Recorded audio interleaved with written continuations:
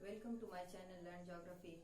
हम लोग के चैप्टर बायोलॉजी में जो एक चैप्टर है टेम्परेचर, उसमें हम लोगों ने अब तक जो पढ़ा वो ये था कि टेम्परेचर लैप्स रेट क्या होता है और ये कितने टाइप्स का होता है। इसमें हम लोगों ने अब तक पढ़ लिया है कि नॉर्मल लैप्स रेट, फिर साथ में positive lapse rate, negative lapse rate. इसके अलावा हम लोगों ने पढ़ा ज़ीरो लैप्स रेट क्या होता है, टेम्परेचर इन्वर्जन क्या है। तो आज इसके आगे हम लोग पढ़ेंगे, ये भी एक टाइप का टेम्परेचर चेंज ही है जिसको हम लोग कहते हैं diabetic and adiabatic temperature change. ठीक है, तो डायबिटिक और एडियाबेटिक टेम्परेचर चेंज क्या होता है। तो सबसे पहले देखते हैं हम लोग एडियाबेटिक टेम्परेचर चेंज। इसको हिंदी में कहा जाता है रुद्धोष्म ताप परिवर्तन।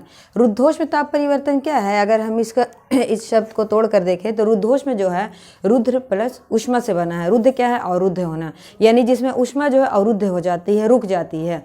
तो जैसा कि इसका नाम से समझ में आता है, ये एक ऐसा टेम्परेचर का चेंज है जिसमें एनर्जी जो है ना बाहर से अंदर की तरफ आती है ना अंदर से बाहर की तरफ जाती है, सिर्फ टेम्परेचर का चेंज होता है।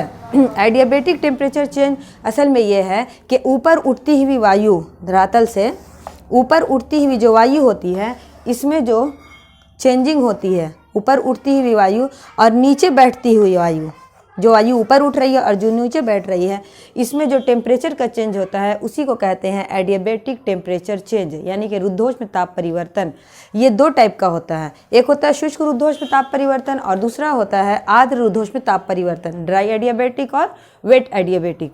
तो ड्राई एडियाबेटिक प्रोसेस ये है कि ऊपर उठती हुई वायु, जो हवा ऊपर उठ रही है, और तो उसमें प्रति 1000 मीटर पर क्या होता है कि 10 डिग्री सेल्सियस के रेशियो से टेम्परेचर क्या होता है, वो बढ़ता जाता है, घटता जाता है। ठीक है, जब वायु ऊपर उठती है तो प्रति 1000 मीटर पर 10 डिग्री सेल्सियस टेम्परेचर क्या होता है, वो 1000 मीटर पे 10 डिग्री सेल्सियस वो घटता जाता है, वायु ठंडी होती जाती है। क्योंकि जैसे जैसे वो ऊपर चढ़ती है क्या होता है कि उसमें उसका वॉल्यूम जो है, उसका आयतन जो है वो बढ़ता है। देखिए यहाँ नीचे से उठी तो इतना इसका वॉल्यूम था, फिर जब और ऊपर गई तो ये और फैल गई, और ऊपर गई तो और फैल गई। ठीक है, तो ऊपर जो उठती हुई वायु होती है, इसमें क्या होता है 10 डिग्री सेल्सियस प्रति 1000 मीटर पर क्या होता है कि घटता जाता है।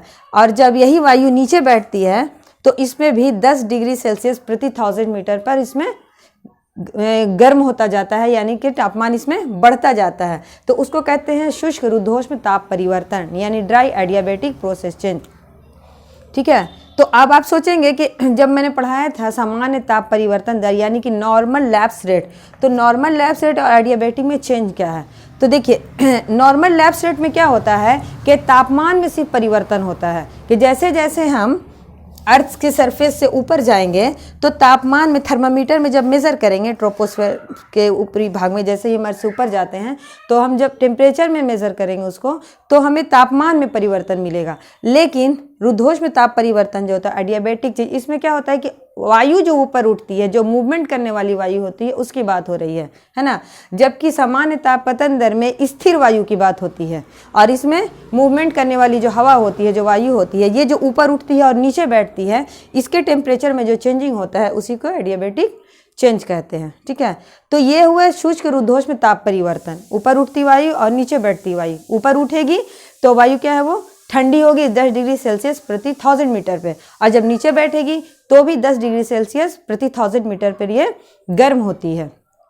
लेकिन वायु की एक जो हवा होती है उसकी एक कैपेसिटी होती है अपने अंदर ह्यूमिडिटी को, आर्द्रता को सोखने की। ठीक है, तो जब वायु जो होते हैं उसके अंदर इतनी आर्द्रता होती है जितनी कि वो ग्रहण कर सकती है, ले सकती है, और उसके बाद जब उसमें संघनन शुरू हो जाता है, यानी कि कंडेंसेशन, या फिर वो अपने ड्यू पॉइंट तक पहुंच जाती है।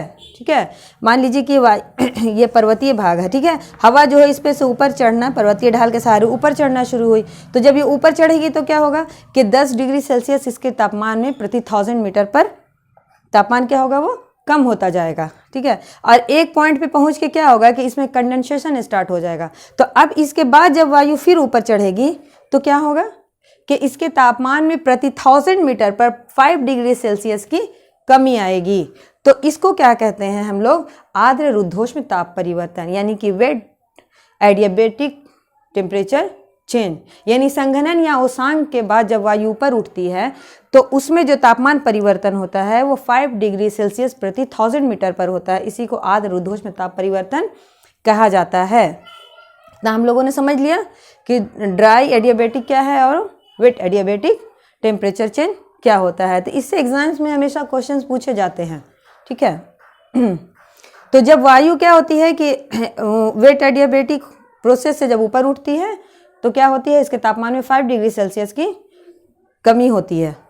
और जब भी वायु नीचे बैठती है तो इसका तापमान क्या होता है, गर्म होता है। तो देखिए क्यों कि जब वायु जब नीचे बैठेगी, देखिए जब ऊपर से जब नीचे बैठ रही है तो क्या होगा, ये कंप्रेस्ड होने लगती है ना, ये इसका वॉल्यूम जो होता है कम होने लगता है। तो कोई भी चीज़ है जब चारों तरफ से उस पर प्रेशर पड़ेगा, ये ऊपर से जब नीचे उतरती है तो चारों तरफ से एटमॉस्फेयर इसको प्रेशर डालता है, उसकी वजह से वायु क्या होती है, सिकुड़ती है। और सिकुड़ने की वजह से क्या होगा कि इसका तापमान जो है वो बढ़ने लगता है, इंक्रीज करने लगता है। तो जब वायु ऊपर चढ़ती है या नीचे उतरती है, इन दोनों प्रोसेस में उसके अंदर जो हीट होती है वो उसको रिड्यूस करके अपने अंदर ही रखती है, उसको ना बाहर भेजती है, बाहर के एटमॉस्फेयर में ना तो वो हीट को देती है और ना ही बाहर से कोई हीट लेती है ना। क्या लिखा है मैंने कि जब बाहरी स्रोत से ऊष्मा का यानी हीट का कोई आदान प्रदान लेना देना कुछ भी नहीं होता है एडियाबेटिक प्रोसेस में, ये खुद का। तो इसके अंदर हीट या एनर्जी आती कहाँ से है, तो देखिए हवा जब कहीं से भी चलती है, हवा क्या उसमें मूवमेंट है, ये ऐसे उड़ रही, घूम रही है, ये उड़ रही है, चल रही है, तो किसी न किसी वाटर बॉडीज के ऊपर से ज़रूर गुजरती है। हवा तो चल रही है, अब नीचे है बड़ा सा लेक पड़ गया या फिर सी एरिया पड़ गया, बहुत बड़ी नदी पड़ गई, तो जब वाटर बॉडीज़ के ऊपर से गुजरती है तो उसमें से क्या लेती है, ह्यूमिडिटी, आर्द्रता को ग्रहण कर लेती है। तो जब वो आर्द्रता को लेती है तो साथ में उसकी जो ऊष्मा होती है वो उसको भी ले लेती है, तो वही उसकी ऊष्मा होती है। और जब ये गर्म होती है, ऊपर उठती हुई हवा जब ठंडी होती है तो क्या होता है कि ठंडी हवा जो होती है उसके अंदर जो उसको कहते हैं लेटेंट हीट एनर्जी यानी संघनन की गुप्त ऊष्मा, उसकी जो गुप्त ऊष्मा होती है वो उसको छोड़ती है, जिसकी वजह से क्या होने लगता है कि संघनन के बाद बारिश होना शुरू हो जाती।